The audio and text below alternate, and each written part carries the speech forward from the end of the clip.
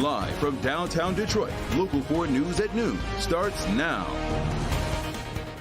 Families are grieving today as investigators work to understand the motive in that deadly school shooting in Nashville. That tragedy tops our news at noon. Police say the shooter's sense of resentment may have played a role in this attack that killed 3 children and 3 adults. We're learning more about the victims today. All 3 children were 9 years old, and one was the daughter of the pastor whose church runs the school, also killed in the massacre. The head of the school, a substitute teacher, and a custodian. The shooter was a former student with detailed maps of the school and a manifesto.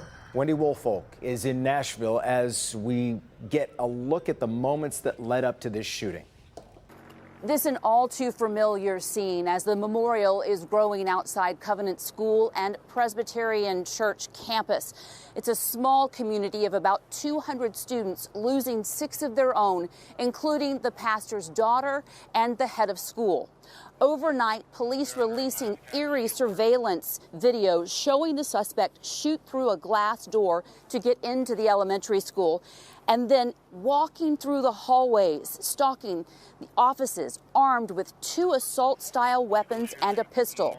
Responding officers confronted and killed Audrey Hale just minutes after arriving on scene.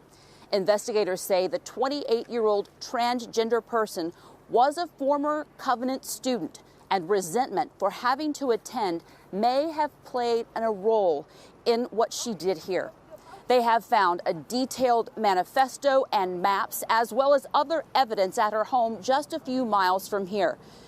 We are hoping to get more details about the motive as the investigation continues today. That while 6 families plan funerals and this entire community try to cope with what happened here. Wendy Woolfolk, NBC News, Nashville.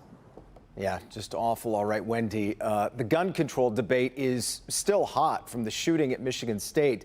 And Nashville's mayor weighed in on the issue this morning on the Today Show.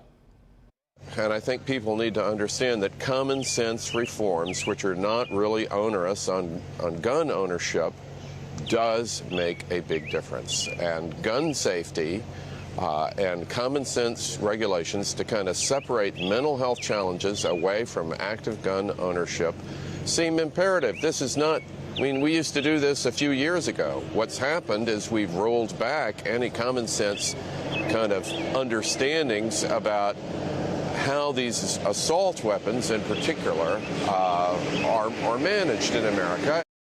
Now, coming up at 6, our Jacqueline Francis is looking into where gun control changes stand here in Michigan. In Detroit, police are still searching for 3 teens wanted in the shooting of a 9-year-old boy and a woman on the city's east side. The shooting happened inside of an abandoned hookah lounge on Gratiot near East State Fair. Will Jones is live with an update for us this noon. And Will, do we know anything more about the victims or the suspects at this point? Well, Jason, police are following up on leads trying to track down the suspects, but they need the public's help in finding them. Investigators want you to take a look at these 3 who are persons of interest in connection to that shooting of the 9-year-old boy and the 27-year-old woman. The boy was hit in the stomach, the woman in the hip. Police say the boy and his father were hanging outside of an abandoned hookah lounge at a strip mall here at Gratiot and Eastburn Monday evening. There were others inside, including the female victim.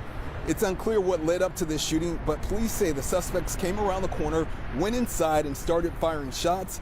Police say all 3 persons of interest were captured on camera at a business across the street before the shooting.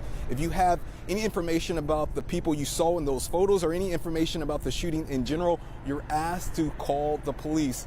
We're live on Detroit's east side. Will Jones, Local 4. All right, Will, we appreciate it. Happening right now, the Detroit City Council weighing whether to approve tax incentives for District Detroit. That's the $1.5 billion development deal to build housing, stores, office space, and a hotel around Little Caesars Arena.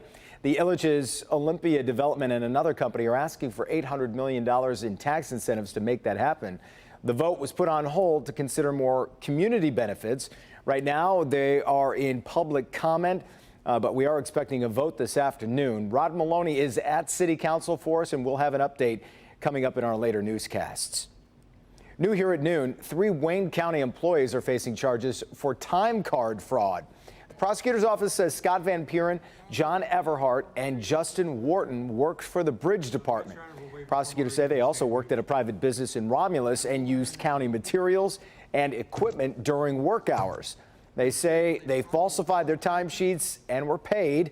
The 3 have been suspended from their positions with pay.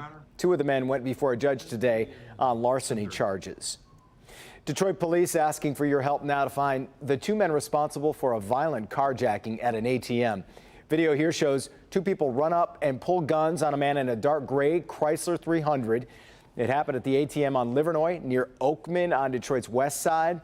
The victim got out, ran off, and 1 man drove off in his car. Take a closer look at the 2 men here. These are pictures police have given us. They say they were driving a U-Haul truck. If you know who they are, give police a call. Got a little peek at the sun out there in spots today. Good afternoon, Mount Clemens. Looking very nice with the sun out shining today. Meteorologist Ashley Barrissey here with our first look at the forecast as, man, we get ready for some changes through the rest of this week.